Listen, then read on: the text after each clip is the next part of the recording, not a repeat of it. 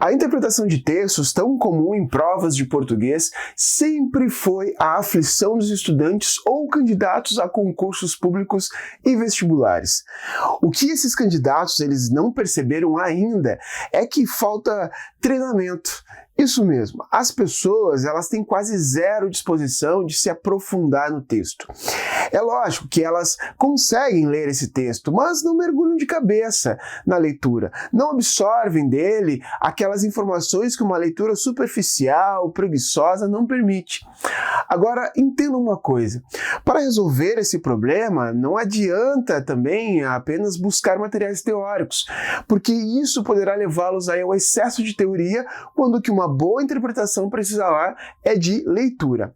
Para isso, gente, é necessário fazer o essencial, ler uma grande quantidade de textos e, óbvio, tentar interpretá-los. Vem comigo nessa nova jornada, o curso de interpretação de texto começou e eu vou mostrar o caminho para vocês.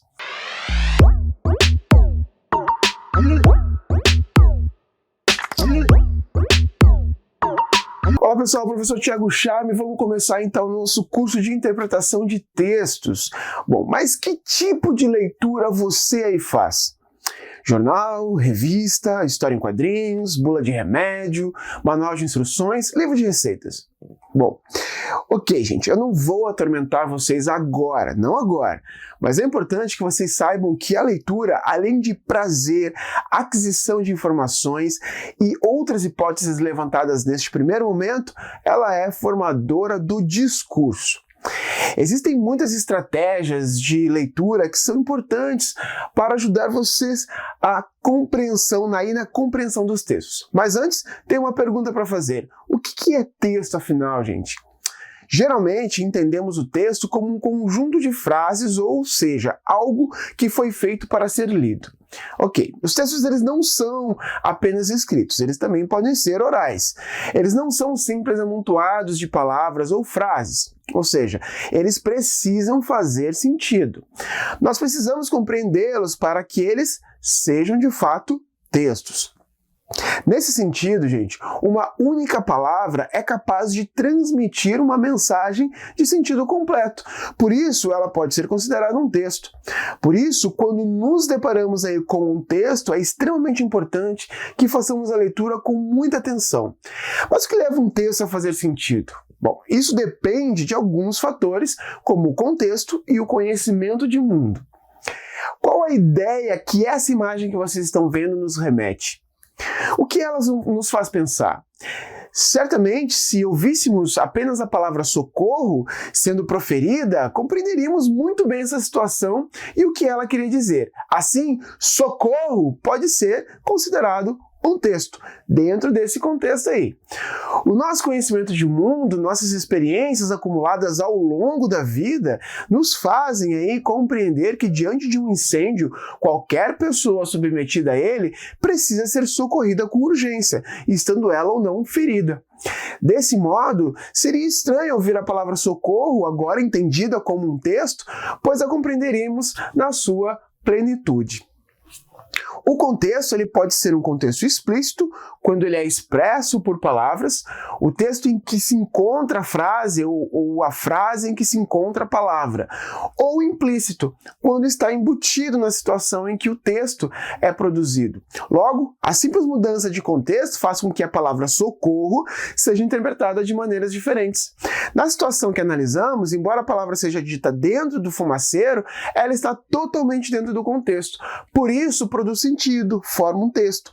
Já se a pessoa que emitisse estivesse aparentemente feliz numa festa de aniversário, vamos supor, e do nada gritasse socorro, ninguém a entenderia nesse momento, uma vez que a situação em que ela foi proferida não comportaria sentido para a tal palavra. Agora, nessa outra imagem que vocês estão vendo, também não cabe um pedido de socorro. Pelo que estamos vendo, trata-se de uma pessoa plenamente feliz e emocionada em contato com a natureza. Tudo isso vai acontecer dependendo aí do nosso contexto. Mas já que falamos em conhecimento de mundo, ao longo da nossa vida, né, ao longo da sua vida, o leitor ele adquire conhecimentos utilizados durante a leitura dos textos. O leitor ele constrói o sentido do texto quando articula diferentes níveis de conhecimento, entre eles o próprio conhecimento de mundo. Esse tipo de conhecimento costuma ser adquirido informalmente, através de nossas experiências pessoais e de convívio em sociedade. Ativar o seu conhecimento de mundo, gente, no momento certo, pode ser útil tanto para salvar a sua vida de um incêndio, quanto para resolver questões de provas, por exemplo. O leitor ele não pode chegar sozinho ao texto, traz com ele aí o seu mundo, sua experiência de vida, as competências que já acumulou. Tudo isso deve vir junto aí no entendimento do texto. A construção do nosso conhecimento de mundo, ela começa logo na infância e segue aí por toda a vida. Isso vai se adquirindo com o tempo. Então, essa capacidade, a capacidade de aplicar o discurso às situações concretas, representa uma das particularidades da competência comunicativa de qualquer falante. E a partir disso, resultam os conceitos de linguagem formal e linguagem informal. A primeira preza pelo rigor sintático, a riqueza do vocabulário, o uso de formas de tratamento adequadas ao contexto. Já a segunda preocupa-se menos com a correção linguística e o vocabulário utilizado é bem mais simples aí também. Tá. Ok, professor, mas como se estuda interpretação de texto? É nesse ponto que eu quero chegar. Bom, como eu havia dito lá atrás, só se desenvolve essa habilidade praticando.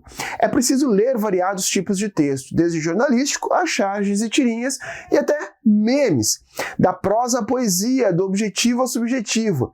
Claro que o conhecimento de certas técnicas e conceitos há de ajudá-los aí a desenvolver essa habilidade. Pois bem, a pergunta que não quer calar: o que é preciso para se compreender e interpretar adequadamente os textos?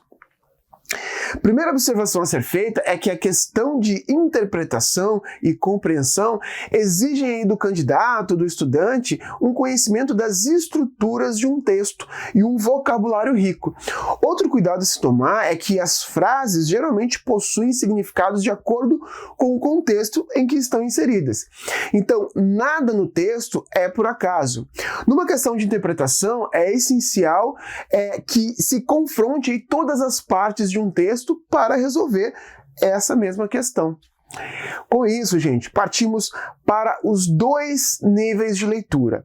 A compreensão ou decodificação, de onde tiramos os elementos explícitos no texto, como, por exemplo, a ideia central dele e de cada parágrafo, e o outro nível, que é o da interpretação ou da inferência, de onde extraímos os elementos implícitos ali, as deduções, as conclusões.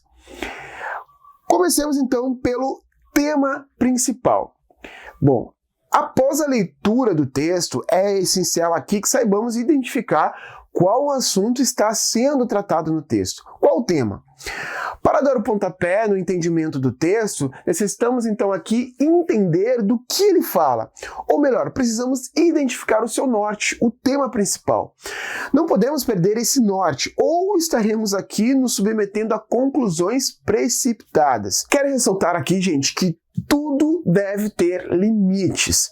Ou seja, não se deve buscar o que o leitor entendeu ou quer entender, mas unicamente o que o texto permite que se entenda. Em outras palavras, não importa a opinião do leitor do texto, mas apenas o que é possível compreender pela leitura. Então, à primeira vista, antes mesmo de realizar a leitura, localize ali, referências bibliográficas para saber se é um texto de jornal, se é literário, um blog e por aí vai. Para responder às questões é necessário entender o enunciado, para perceber o que está sendo pedido. Palavras como exceto, respectivamente, costumam ser a chave da questão aí. Para questões que trazem fragmentos de um texto, por exemplo, deve-se retomar o texto, então, retornar o texto, pois a descontextualização pode causar aí dúvida ou ainda induzir aí o candidato ao erro. Feito isso, é importante ler o período ali anterior e o posterior da questão. Reforçando o que eu falei sobre o tema central, é mais ou menos como quando iniciamos uma conversa entre amigos e aquele assunto inicial vai se perdendo ali ao longo do caminho. Quando percebemos, já estamos falando de coisas completamente aleatórias aí e diferentes do que aquilo que iniciamos. Pois é, na leitura do texto nós não podemos perder o norte da conversa. Vamos identificando aqui as informações e constatando essa está dentro dessa, que está dentro dessa, que está dentro daquela e por aí vai. Ok, professor. Bom, já identifiquei o tema central. E agora? Vou dizer, após identificar sobre o que o texto fala, nós precisamos entender qual é o propósito, né? Qual a intenção do autor do texto.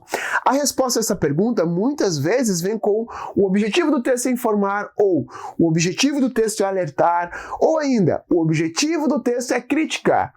É nesse momento, gente, que devemos nos atentar às informações secundárias trazidas no texto que podem confundir o leitor. Como assim, Charme?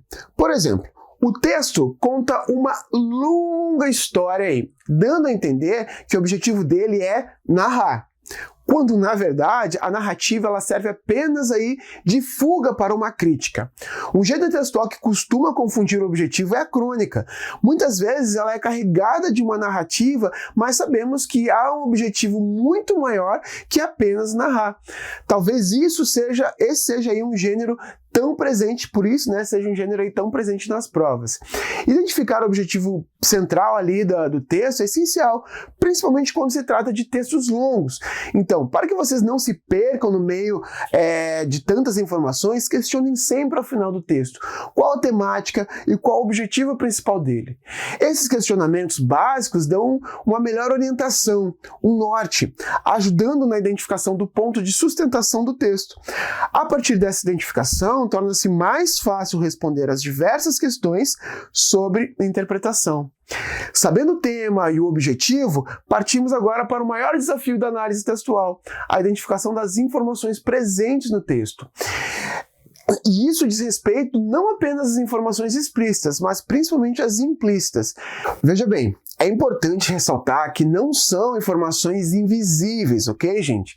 De forma alguma, são sim informações implícitas, escondidas, mas que podem ser identificadas aqui a partir de algumas pistas deixadas ao longo do texto. Como assim, Charme? Calma aí que eu vou explicar para vocês, espera aí. Vejam essa frase. Fiz curso técnico, porém aprendi algo. Mas, Charme, que é isso? Que frase mais estranha.